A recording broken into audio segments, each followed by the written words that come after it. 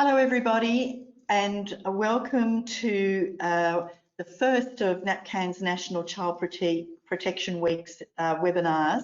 There's a fantastic series of events this week and real congratulations to NAPCAN for the amazing program they have arranged for us.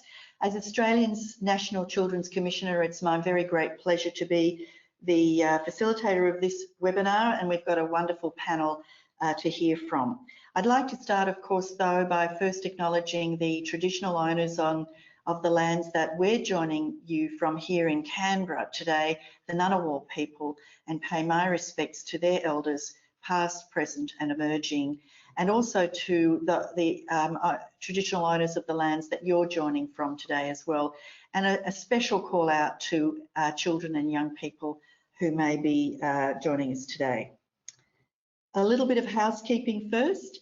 If there are any technical issues, you'll see on the control panel on the right, there'll be some team member numbers that you can ring in the chat function. We have over 1,000 people registered to join us today, and we're hoping that we'll get lots of fabulous questions. You can start posting your questions now. This particular webinar is at the beginning of National Child Protection Week. This week focuses on every child in every community needs a fair go. And we really want to today look at how we're trying to do that through a very important national plan, the National Framework for Protecting Australia's Children Safe and Supported. So all our panellists have a very important role in this plan. Of course, talking about child abuse and neglect and child safety issues may be very upsetting or distressing for some listeners. Please look out for yourself and remember that it's okay to switch off or to step away if you need to, and there are details of some help services available for you in the chat function. So first of all, I'll say a little bit about Safe and Supported. I think when you registered for this webinar, you would have received a link to the National Framework for Protecting Australia's Children. The link will appear in the chat again if you haven't had a chance to have a look. But for those who are unfamiliar, Safe and Supported is a 10-year framework that aims to make significant progress in reducing the rates of child abuse and neglect in this country. And of course, we know the serious intergenerational impacts of these harms. Its goal is to make significant and sustained progress and by driving change through collective effort across governments and sectors and supporting systemic change. Like the previous framework, the Commonwealth has developed this framework in consultation with state and territory governments and the National Coalition on Child Safety and Wellbeing. But also this time, for the first time, it's been developed in partnership with an Aboriginal and Torres Strait Islander leadership group led by SNAKE, our National Voice for Our Children, and we'll hear more about that shortly. The framework will have 2 5-year action plans, 2 5-year periods of action plans, and in each period there are 2 action plans, a specific Aboriginal and Torres Strait Islander action plan and a general action plan. Again, we'll hear more about these shortly. So before I hand over to us, the panellists, to introduce themselves, just for myself as National Children's Commissioner, my role with Safe and Supported has been to consult with children and their families across Australia last year, and we produced a report called Keeping Kids Safe and Well, Your Voices, and that hopefully that link will appear in the chat box shortly as well. So enough for the housekeeping, and now I'm really delighted to be able to introduce to you our panellists, and they're going to just quickly say who they are and what their role is with Safe and Supported, and we'll get into the discussion. So firstly, I'll hand over to Fiona Ward. Yeah, thanks very much, Anne. And can I also acknowledge that I'm here on the lands of the Kaurna people today and pay my respect to Kaurna elders, past and present, and particularly want to recognise the cultural authority of all Aboriginal people today, but in particular my co-panelist Catherine, who we've been walking alongside through this work, along with Ani Muriel and the Aboriginal Leadership Group and State more broadly. That was a very long introduction of myself, but my name is Fiona Ward. I'm the Deputy Chief Executive of the Department for Child Protection in South Australia, and I've had the honour of co-leading this process on behalf of states and territories, chairing many of the CASA working group meetings and a number of the other meetings with Tim and my colleagues online here today. Thanks, Fiona. Jamie? Thank you, Anne. Good afternoon, everyone. Daro Nuna, Daro Nunual, Yangu Nalimanyun Lunimanyun, Nanawari, Darurawari, Dindi Wanjurlin Jinyin. This is Ngunnawal country, and today I'm meeting with you from Ngunnawal country. And I extend my respects to the elders. Could I also extend my respects to the elders and traditional custodians of the various lands and sea countries on which participants in this forum are dialing in from, and likewise acknowledge the significant contribution that the Aboriginal and Torres Strait Islander Leadership Group have made to Safe and Supported and will continue to make over the years ahead. As part of my role as the CEO at Families Australia, I am also the convener of the National Coalition on Child Safety and Wellbeing, and we have been one of the principal non-government representatives that's contributed to the development of not only the first framework, but particularly the consultation around the content of action plans over the last couple of years. Thanks, Jamie. And do we have Tim online? I actually can't see Tim's picture. Tim, are you there? We seem to not have Tim right now, so I might move on to, oh, there's Tim. Okay, Tim, hi. Would you like to introduce yourself? Tim Crozier. Sorry about that. Hi everyone, my name is Tim Crozier, and I'd also like to acknowledge the traditional owners and custodians on the various lands in which we're meeting today. I'm meeting you from Ngunnawal country here in Canberra. I'd like to pay my respects to elders past and present, and also extend that respect to all of the Aboriginal and Torres Strait Islander people who are joining us as well. My role in the framework, I am the branch manager for Children's Policy Branch in the Australian Government Department of Social Services, and myself and my team have also had the honour of leading for the Commonwealth the development of Safe and Supported, working with Fiona Ward, my co-chair, on our Commonwealth and State and Territory working group that's been developing the framework, and working very closely with Catherine and with Jamie. Thanks so much, Tim. And Catherine Little.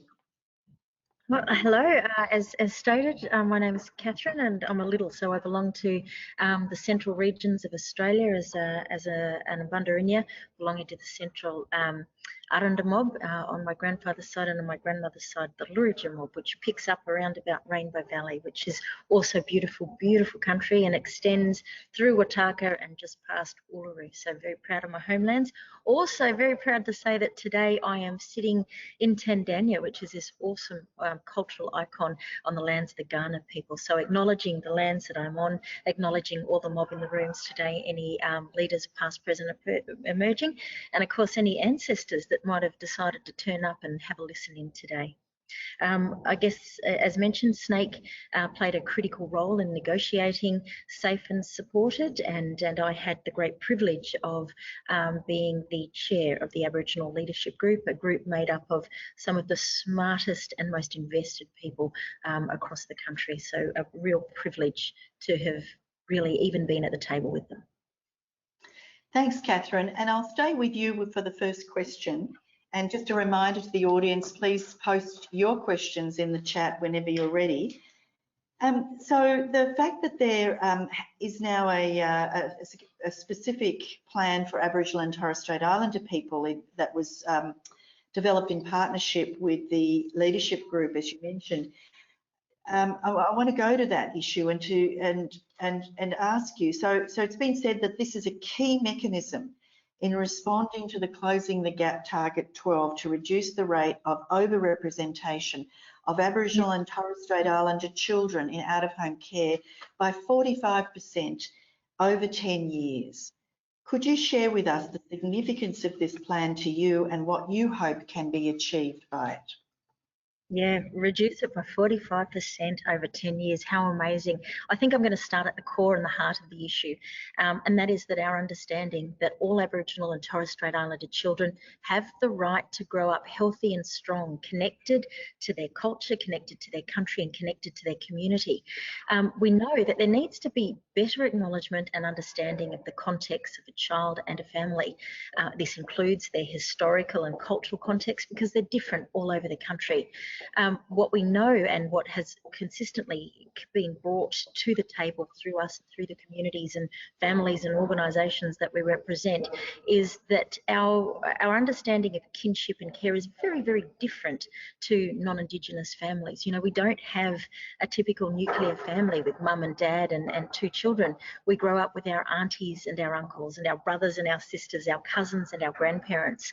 Our community family extends beyond mum and dad. It is all of our kin. And there are significant issues in understanding what this kinship means and how it works in order for us to be connected to our culture through our families. And one of the things that, you know, we bring to the table consistently when we talk about issues like this is, you know, we've all heard of the UN Convention on the Rights of the Child, and it's a fabulous document, absolutely fabulous. But what we also know as Aboriginal people is that we've had grandmother's law for centuries, and that grandmother's law recognised those, not only the kinship structures, but also the fact that our children belong to a community. And the heart of it, and again, to reinforce how important this is, 2 laws, men's law, women's law, grandmother's law, this was something we have known for centuries, is about ensuring that all children are fed, that all children are safe, and that if all children know who they can go to for help, all children will be well and thrive. And this is something that has underpinned the way we operate, the way we work with each other, and the way we raise our children. And yet it's been missing from the national dialogue. So what we're really proud about in working on the safe and supported framework is looking at how we might be able to embed those understandings in a new potential to achieve.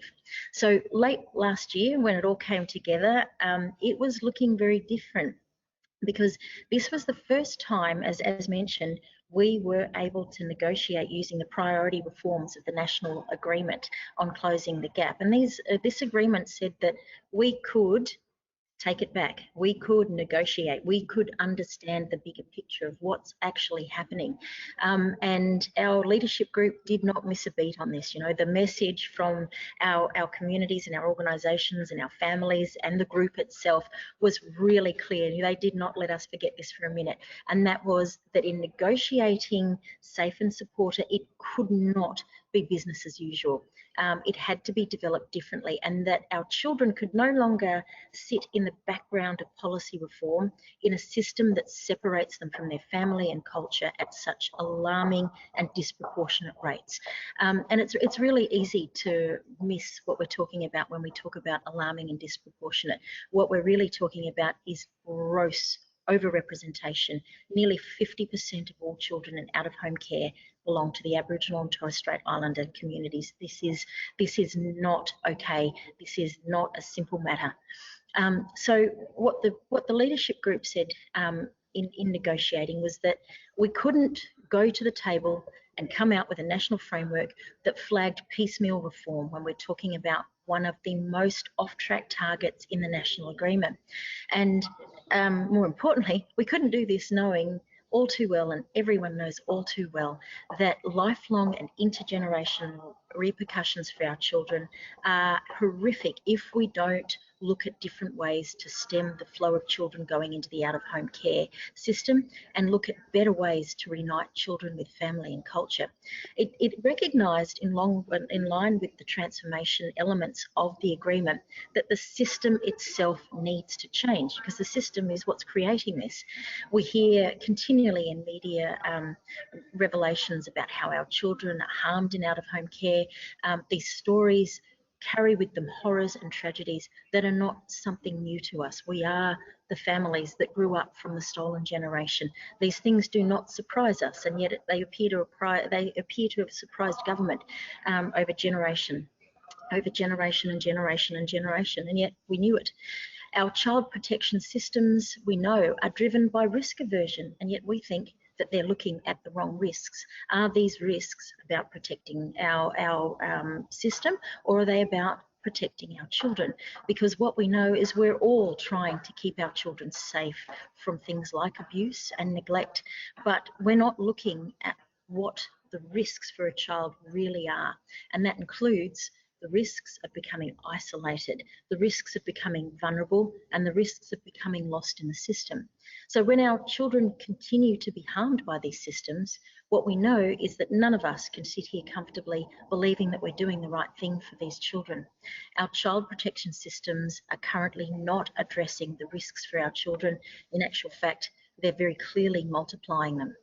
So to be safe, this is what we know, this is what we understand. Our children need to be connected to the networks of love, care and culture that they're born into. This is simple, right? This is a birthright. They must have the opportunity to not just know, but live within their culture, with their communities that love them, and surrounded by people who understand the importance of their role as future elders, their role as the people that will continue our mob, our stories and our ways of being, knowing and doing. So it's not going to surprise you to hear that while we see the positive side of an agenda to increase Aboriginal and Torres Strait Islanders self-determination, we really are a little bit worried. Actually, I'd say we're very worried about whether or not there will be increased investment and reform from governments to provide the programs and services that are genuinely needed to address the social drivers of child protection intervention. So we know, though, in order to get this moving, that we need to see a collective and collaborative effort across areas like health, mental health, education, disability, justice and housing. We can't let this framework live in a box that reinforces the current interventionist model of child protection. We know that it doesn't work. We also know that it causes harm. The framework needs to drive an agenda that addresses those systemic issues that undermine the strengths of our families to care for our children. I guess the other real area of concern relates to accountability and oversight. You know, wherever we consult, people have said to us, without fail, it is our families that are held accountable, but there is no accountability on systems. There is no accountability on services, just on us. So you'll be obviously aware that there was a budget announcement to establish a national advocate for Aboriginal and Torres Strait Islander children.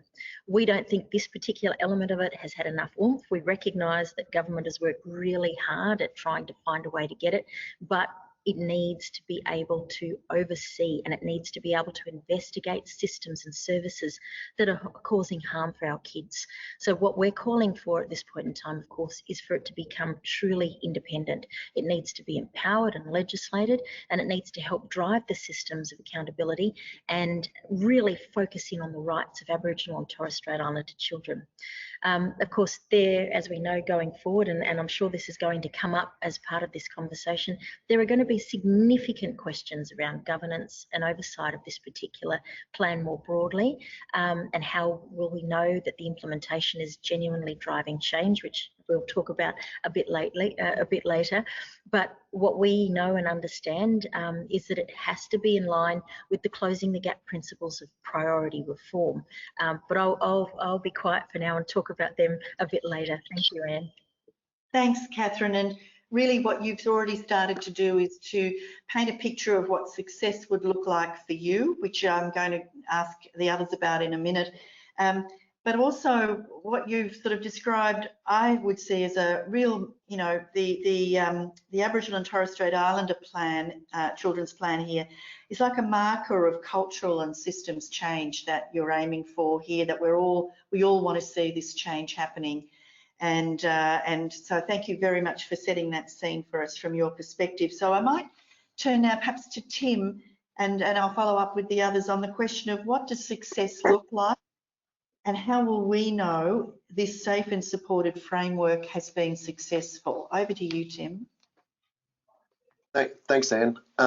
Look, there's a number of ways I think that we'll know that, or whether the framework has been successful. One of those ways will be through the outcomes frameworks and the monitoring and evaluation strategy that we will be putting in place. So there'll actually be two outcomes frameworks. We'll have an Aboriginal and Torres Strait Islander outcomes framework. We'll also have a general outcomes framework, and these will help us to to measure our progress and also assess our performance in achieving that overarching goal for the framework, and also for achieving target 12, that 45% reduction in Aboriginal and Torres Strait Islander children in out-of-home care. But just to reflect on that goal, that overarching goal is really around making significant and sustained progress in reducing the rates of child abuse and neglect, and also its intergenerational impacts. But that will take us some time before we sort of see that, whether we know we're successful or not. There are some other critical ways that I think we'll know whether we've been successful, and in particular, the effectiveness of the partnerships and the collaborations that we establish with our key stakeholders. So in particular, the partnerships with the Aboriginal and Torres Strait Islander Leadership Group, and also the National Coalition for Child Safety and Wellbeing. But also those other portfolios that we need to collaborate with in order to address those drivers, those social determinants of child abuse and neglect. And an early indication of whether we've been successful will be the feedback that we receive from our key stakeholders. Excuse me. Over time, though, what we expect to see if we are successful is some visible changes in the policies, the services, the systems that actively prioritise the groups that the framework focuses on. But I think the most important way, and ultimately what success I think will really sort of look like, is what we hear from children, from young people, from families, and particularly those who are at risk of coming into child protection systems. Community services ministers, right at the start of this work, had agreed that an underlying principle for the framework was listening to and responding to the voices and views and young people. And if children and young people are telling us that they're receiving the right services at the right time for them to help them to be safe and well, then I think that's probably a pretty good sign that the framework is achieving what it's intending to. Thanks, Tim. What about you, Fiona? What would success look like for you?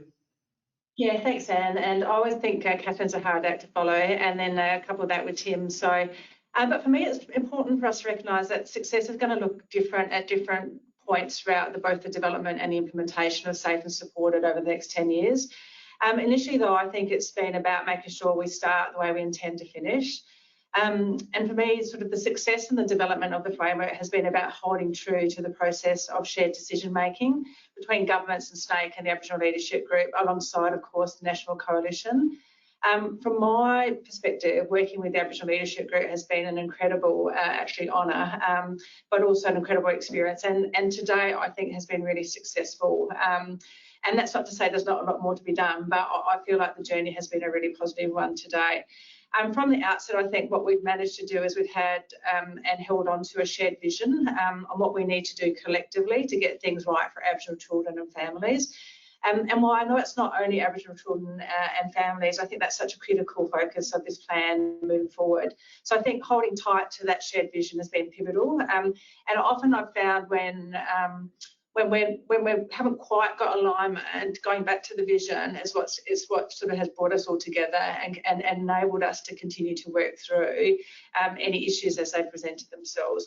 I'd also like to say that probably for the first time in my career, and I probably wouldn't like to tell you how many decades that is, but I've seen and this sort of absolute level of alignment at a national level with states and territories, including our Commonwealth colleagues, and importantly the sector through the coalition and importantly the Aboriginal Leadership Group. To have sort of national frameworks and state and territory frameworks sort of all pulling in the same direction, almost word for word in the commitments, I think that really ensures that we're going to have the right foundations required to achieve success for the level of transformation that we're talking about. And if I just reflect on this in South Australia, we're really making sure that our commitments to closing the gap, our commitments as set out in the National Framework Implementation Plans are really embedded in our state commitments. And importantly, we're about to embark on our legislative review, and we're making sure that that commitment is absolutely aligned to the outcomes we're trying to achieve. I think, so success for me on the journey will be about staying the course, both in terms of the actions, but in terms of the shared decision making, really importantly. I think it's also about maintaining absolute clarity of what the shared focus and effort needs to be. I think it's going to be important, though, at different times and different points over the coming years that we continue to revisit the measures that we set aside to measure our success and continue to hold ourselves to account. I think both Tim and Catherine have mentioned this, like the successes need to be tangible and that they need to deliver real outcomes for children and families, but importantly, Aboriginal children and families. I think we've made considerable effort to ensure the action plans represent tangible actions that we're working towards, and as we continue to say, this is where we're starting, it's not where we're finishing. But ultimately for me, and obviously if I go back particularly to the role that I'm in, success is also going to be a real tangible measure of less children in out-of-home care, and importantly, far, far fewer Aboriginal children out of home care. And beyond that, children actually being able to stay at home safely with their family and extended family, and that they're supported by governance and our partners to do that. Thanks, Anne. Great, thanks, Fiona. And I have to say, I'm reassured to hear about the collaborative working across the states and territories and the Commonwealth. I think, sadly, I think still the Federation is raised as a big obstacle to reform and redesign of our systems that are meant to support kids and their families. And it's really encouraging and reassuring to hear that we've actually found a way of working collaboratively for the framework. And I think that's some really important good news that we should be building upon. So that's great news to hear. Jamie, what about you? How would you describe what success would look like? Thank you, Anne. And I would concur with the majority of sentiments and statements that have been made to date, and noting that we all come from different perspectives and different starting points. There's always going to be degrees of how much emphasis we place on those issues, and the devil is in the detail. But fundamentally, I think success over the next 5 to 10 years will be healthier, happier children and families. And we need to keep in mind all of these commitments and structural efforts and policy settings and program designs are for a purpose. And the purpose is to create the environment which allows children, young people and families to thrive, to be safe, to fully participate in their communities and have a reasonable chance of achieving their successes and aspirations. I mean, it will require hard work from all of us. So I think at that large level, I'm always go back to and reminded of the reasons why we're doing this. And that's in part to ensure that the children and young people and families who are experiencing disadvantage, who are experiencing exclusion, who aren't safe today, don't have that perpetuated forever. And we need to ensure that our efforts are focused upon their well-being, their safety, and ensuring that there are a range of supports and assistance, if it's required, for parents, children and young people to draw upon when they need it. The service system needs to be responsive in a much better way than it currently is. Safe and Supported, I think, has a range of very positive initiatives. I would hope it is a starting point within the context of maybe a garden bed is one of the analogies that I sometimes use. We've tilled the soil, we've invested a little bit of organic fertiliser, and we've put some seeds in, and hopefully something positive will sprout from that. But if we don't tend the garden over the next little while, over the next 2, 5, 7 and 10 years, and go back and adjust and change, look at what's come forward, and make sure that we're doing other things to support the gains that we make over time, we won't be successful. So success for me also has an element of adaptability and ensuring that what we agree through the release of the action plans is the starting point to generate further work. And my final comment, more broadly, given it is a national framework that does talk to policy and system design settings, is that there is a whole of government and a whole of sector response. And Safe and Supported lays down a number of marker points, but it doesn't do everything, nor should it be expected to do everything, but it needs to structurally engage with other areas of community and public policy that drive some of the risk factors that our children and families experience. We need to be doing something about poverty. We need to be doing something about social housing. We need to be doing something about employment and income security. It's not Safe and Supported's responsibility to do all of those things, but it needs to be actively contributing if we are going to change the environment which puts children, young people and families at greater risk of entering into the statutory protection system at the hard end. So we need to ensure that there is that broader effort across all areas of the service system to back in the gains that Safe and Supported will hopefully make over the years ahead. Thank you, Jamie.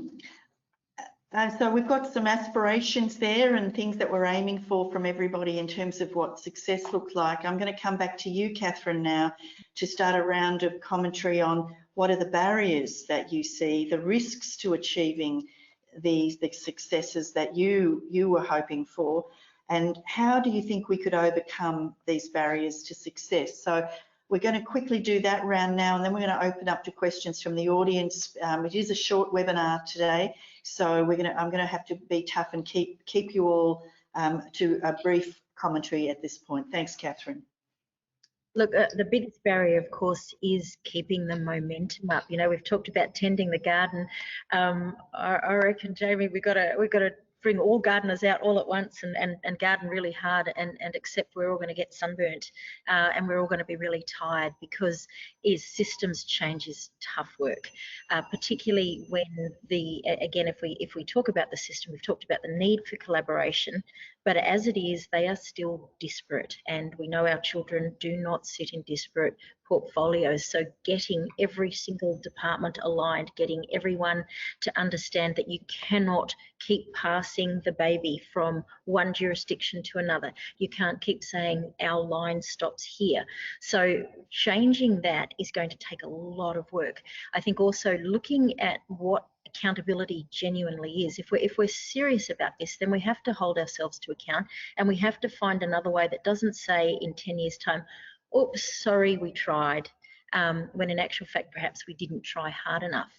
So I think that is going to be really huge. How do we map in accountability? How do we map in governance? And how do we ensure in a federated model that we're all coming to the table with the same amount of energy? And how do we ensure that we don't throw that baby out with the bathwater? We're seeing at this point in time, we're already seeing some of these things start to move. And what we're starting to hear already is where we've had a little bit of innovation, but it hasn't quite worked. Oh, well, we tried that. Why don't we go back to doing what we were doing before? When in actual fact, we know that we wouldn't be looking at what we're looking at if we kept perpetuating that system. But the energy to genuinely look at it and say, did we invest? Did we get the policy settings right? Did we genuinely enable, and did we genuinely look at it as a piece of the puzzle that says, how do we remove the marginalisation? How do we get rid of terms like, ideally we're going to stop talking about children and families experiencing vulnerabilities, because you know what, we're going to remove those barriers. So I think that's where I'm situated at the moment. That is momentum and collaboration. Thanks, Catherine. Tim, what do you see as the barriers, and how could we overcome the barriers and risks? Thanks, Dan. I think there are a number of risks, and this kind of goes to the fact that I guess really sort of responding to those drivers of child abuse and neglect is difficult. It's complex. It's multifaceted. Child abuse and neglect can be difficult to detect. We can't just pull a lever and sort of change overnight. And I think I was just sort of picking up on Catherine's comments around that system change, in particular around that collaboration. We need those genuine collaborations and partnerships sort of across services, across governments, across sectors, across portfolios.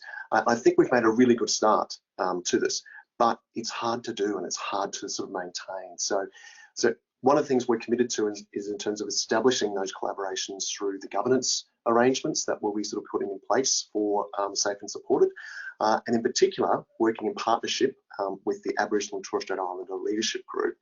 So we're engaging in that shared decision making in particular, but this is a new way of working for government, and government's absolutely committed to it, but it requires a really significant shift, and we're sort of just at the start of this journey, and we're not going to get everything right, but so far I think we have seen things move in the That also goes to the collaborations that we'll have across our other stakeholders, as well as also across those stakeholders who are responsible for some of those things that lay outside of our span of control or our control and responsibilities into the social determinants of child abuse and neglect. So we need to make those really strong connections.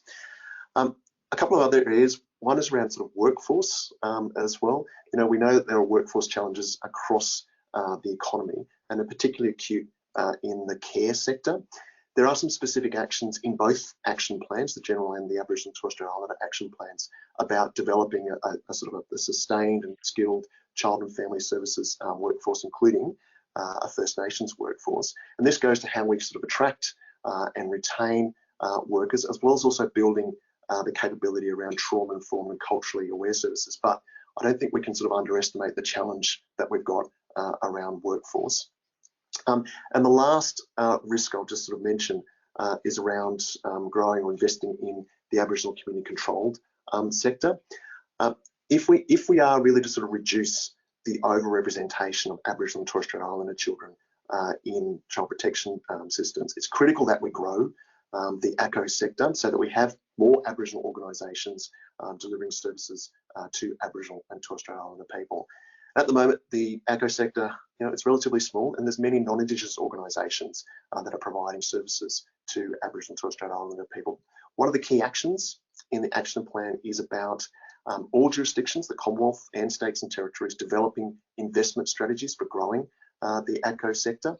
And that's a good thing. That's a really good thing, but it won't happen overnight, and it will take time. And it will have implications also for non-Indigenous organisations. And we're conscious of that. We're conscious of needing to carefully manage that as we transition. And we'll need to work closely with our Aboriginal and Torres Strait Islander leadership group and stakeholders, as well as also with a mainstream sector in order to get this right. So there's probably other risks as well, but they're probably the three ones that I would sort of call out. Thanks, Tim, and I'm glad you raised workforce after our Jobs and Skills Summit last week. You know, we really almost need our own summit, don't we, in this area to try to sort of strengthen the workforce for child safety and wellbeing. Fiona, over to you. What do you see as the risks and barriers, and how should we overcome them? Yeah, thank you, Anne. And can I just start? I mean, I'd just probably reiterate and everything that Catherine said and that Tim said. I think they're really critical points to the risks and barriers that we need to really turn our mind to. But I think one of the, if I think about it, the most significant challenge to any effort that brings together multiple states plus territories plus the Commonwealth governments together, along with the leadership group and the sector, is really how you stay the course. Like, how do you stay the course on a plan, you know, that endures beyond terms of government, you know, over a period of time. And I think by that, I'm really thinking about how we hold true to the very things that have made the development of the plan so successful to date. So I think this has been really a collaborative approach to working together with governments and the leadership group and the coalition. So, and really how you hold true to the shared vision that we've built for improving outcomes. So I think that's probably the really big one. I think importantly for me is really we need to maintain our agency. We often say that we often say around the implementation of national framework that it needs to represent true ambition, but I think this ambition requires agency to deliver on it. It requires agency by all of us.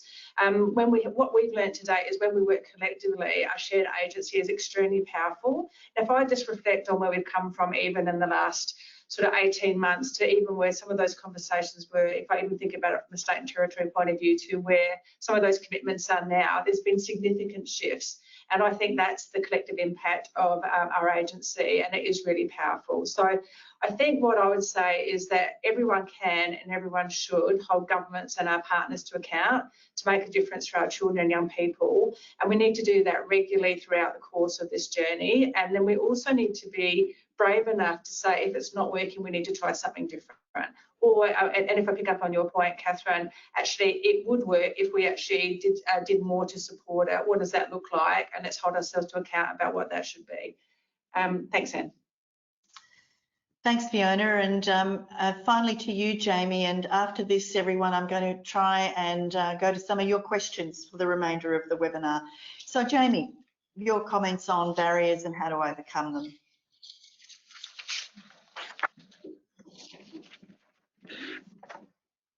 Oh, Jamie, I think you're on mute.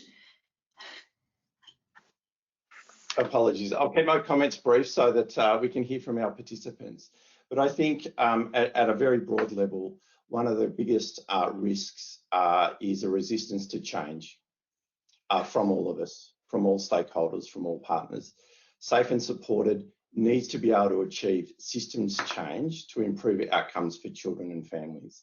That means that, as Tim has and Tim and Fiona have acknowledged, and through their commitments, governments are working differently and changing. That also goes for the sector as well. And for the mainstream sector, for example, like the organisation that I work in, we will need to change the way that we go about considering new proposals, thinking about ways in which we work and develop our relationships, and support in an ally capacity the growth of the Aboriginal community controlled sector. So that's a representation for me about a resistance to change is one of the biggest barriers. And the other comment that I would make relates to elements that have already been brought up, which is in respect to accountability and ensuring that we learn from our effort, that we listen to children and young people and families about what works for them, that we take that into account and that we respond. We draw upon the great level of knowledge and expertise that we have within our communities, within previous work and research efforts, and the data that we already hold, and use that information and experience to in a much better way and to much greater advantage than we do at the moment. And if we don't, in using Fiona's words, which I really resonate, stay the course over the period and ensure that we're actually practically do the things that we're committing to, and be brave enough to be told you haven't put in enough effort, or you did it, but it didn't get the result that you wanted. Stop doing it the same way. Change and learn, then we won't be able to achieve the potential that Safe and Supported has got before us.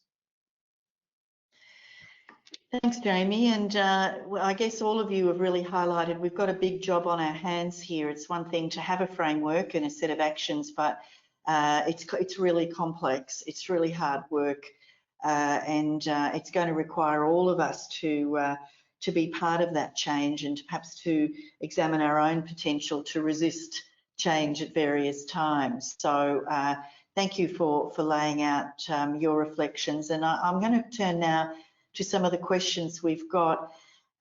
What I'm seeing here really from a number of the questions is a desire to see this being transformational, where the word transformation is coming up in the questions. So there's a real desire from the audience out there, and the question is about, well, how is this? Do you think this is going to be transformational? Is there a willingness to invest to ensure that from Commonwealth and states and territory or governments? And how are we going to get sort of alignment across the jurisdictions? And then I'll throw into that same question, there's quite a lot of commentary about the other factors that are beyond just I guess the statutory and the child safety departments. It's the issue of poverty has been raised. The other portfolios that are involved, including education and health and mental health and so forth. How are we going to draw those in as part of the solutions here?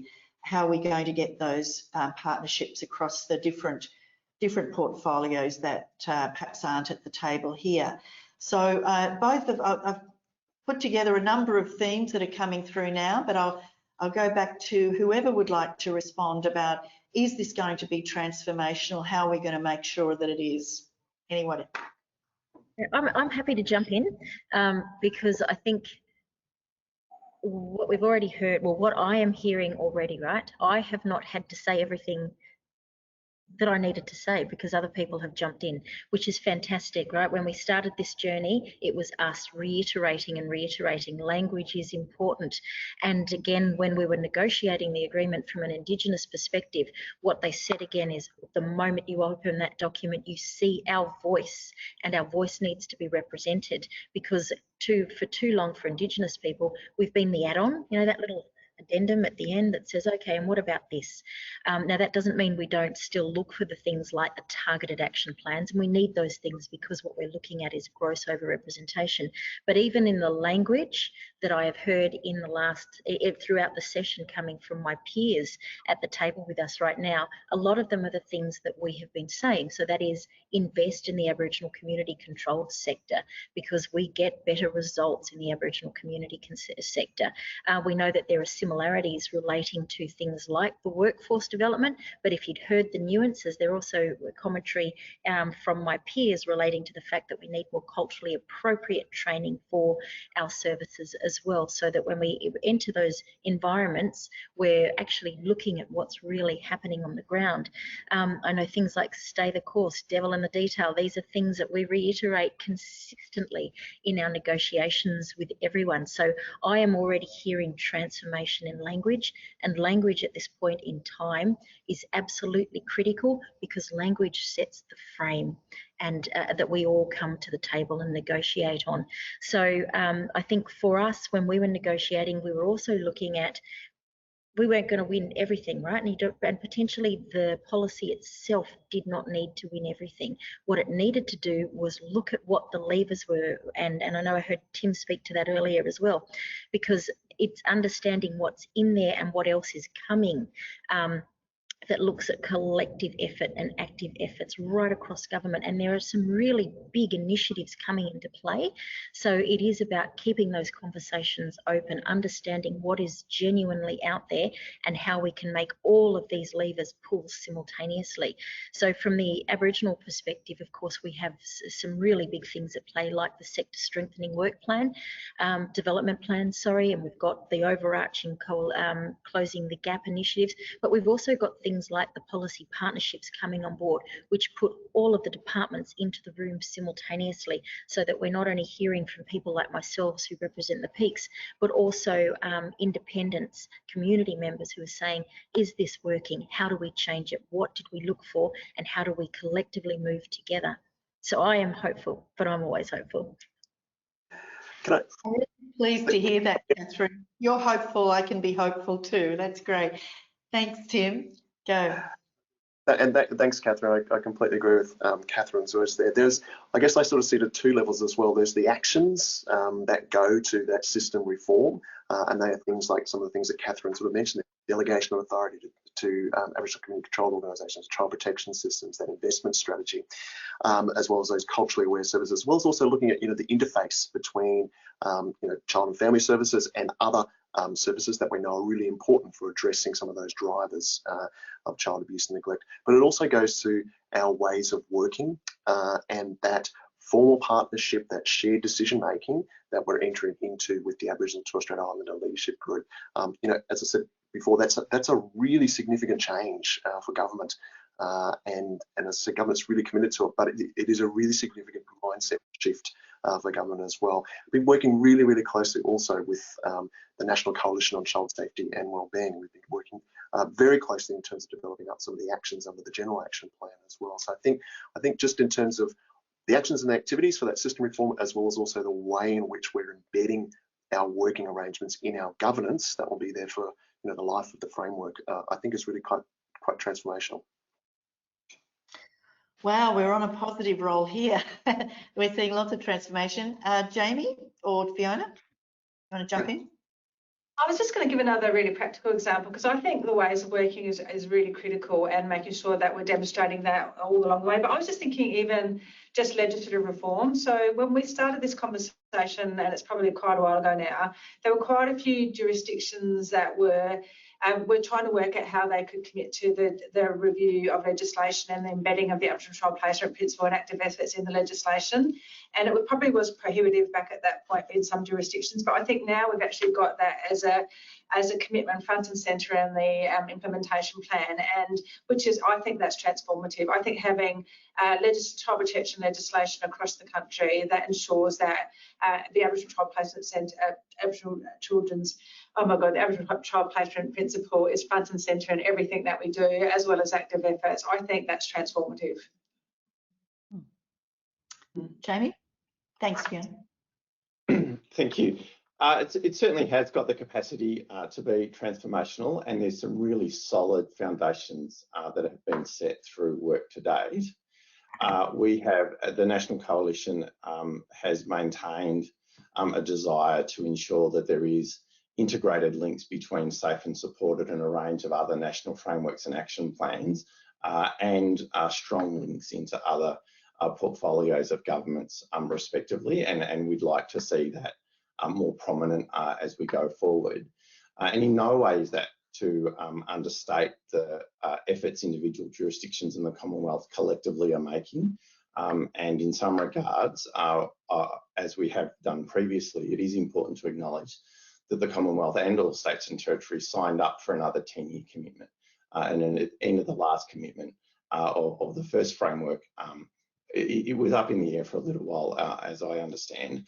So that commitment is to be acknowledged, and the practical steps, some of which have been exampled today during our discussion about different ways of working and engaging in different ways, is important, and they give me great hope that we'll be able to continue on that approach.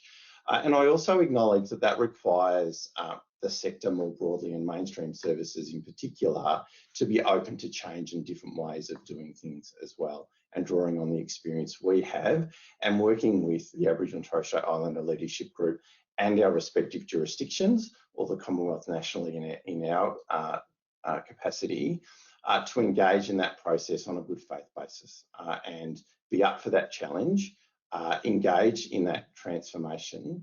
And I know I referenced it before, but I think a central tenet that we all hold is holding ourselves to account for what it is we commit to doing, ensuring we do it, but most importantly, learn from it so that we can do it better if we don't hit the mark the first time around. Because if we adopt that type of approach, we stand a much greater chance of successfully improving the lives of children, young people and families across the country. Thanks, Jamie. And it reminds me of that idea that when you're talking about systems change, it's not, the system's not something over there. We are all part of the system. And we need to look at what is it that we're doing that inadvertently, despite all of what we say, what might we be doing that keeps things the same. So, you know, it's great to hear that, you know, as you sort of each reflect different parts of the system here, that everyone is up for the challenge, but recognising that everyone needs to stay the course.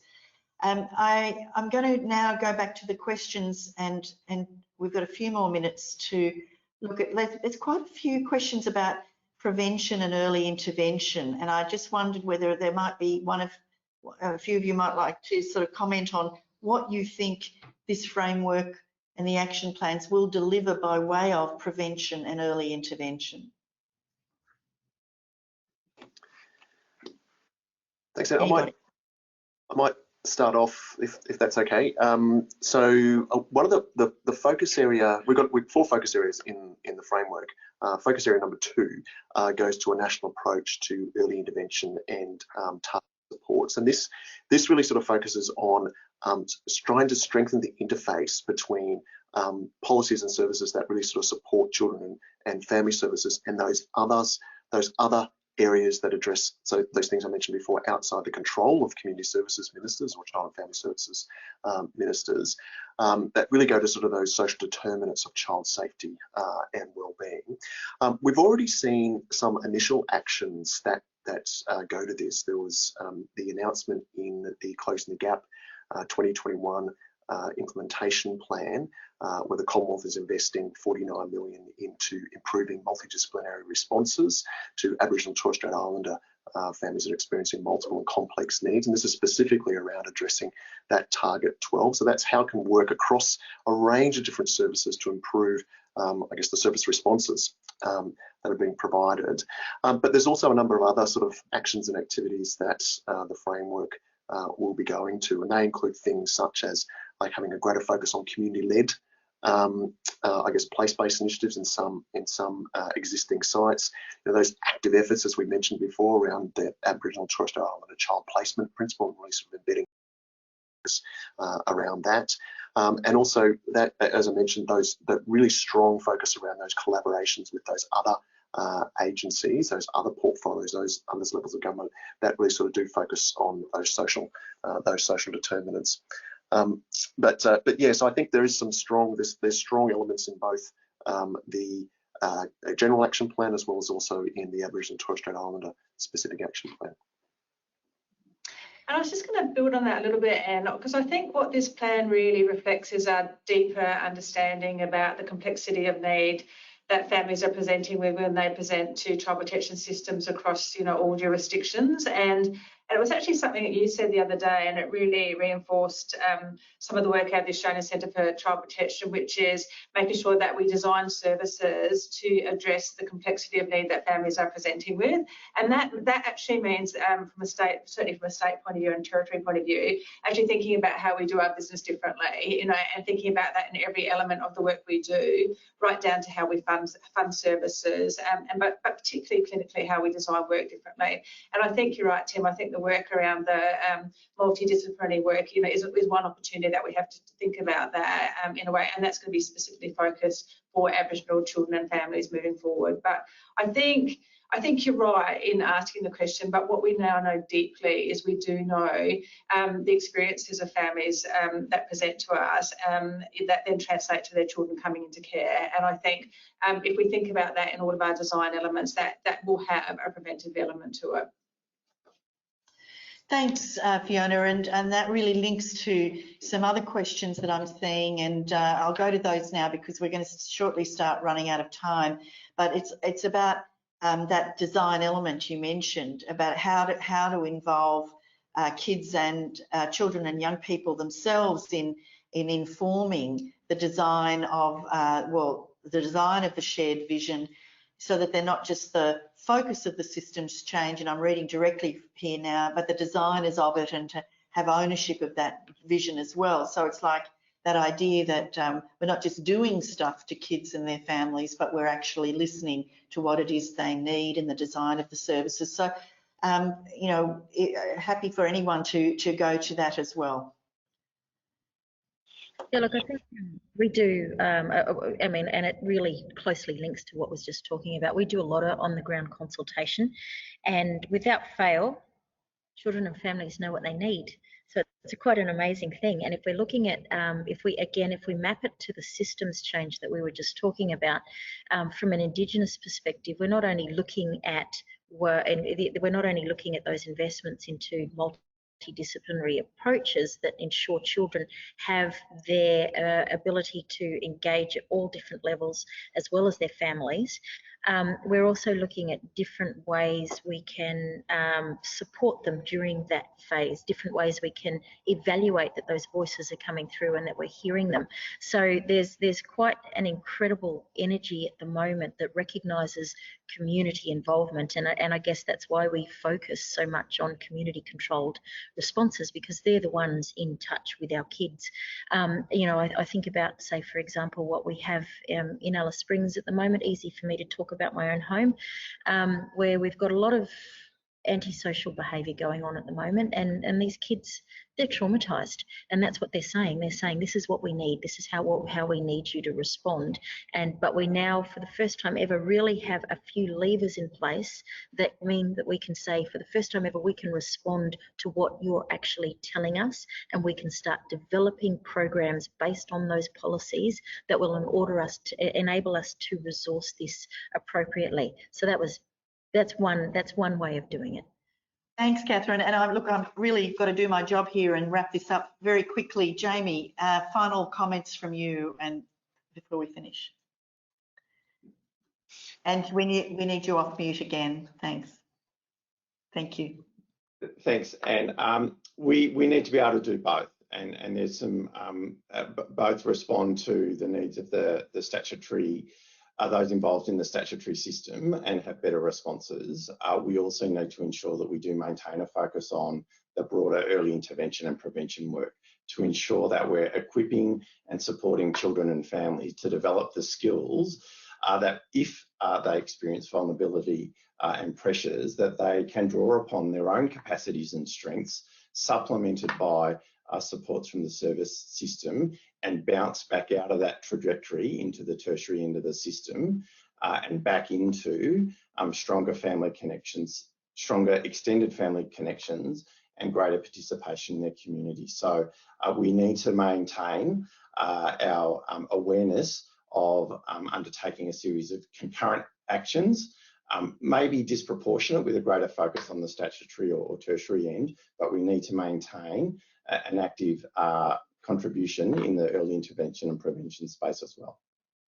Thanks, Jamie, and I'm sorry to cut everyone off now, but it's been a fabulous conversation. There's a lot of questions we didn't get to, a lot on measurement, how we're going to measure success, the data piece in terms of the outcomes framework. I'd encourage everyone to, there is, I believe, a website that you can go to in the chat if you want to put your suggestions for for everybody in there, a national framework something. It should be up in the chat now. It's been a fabulous conversation. I feel quite buoyed because it seems to me that the culture and systems change has begun. It's a long, tough road ahead of us that everyone's sort of described, but we need to stay the course. So that really, I guess, sums up where we are at right now.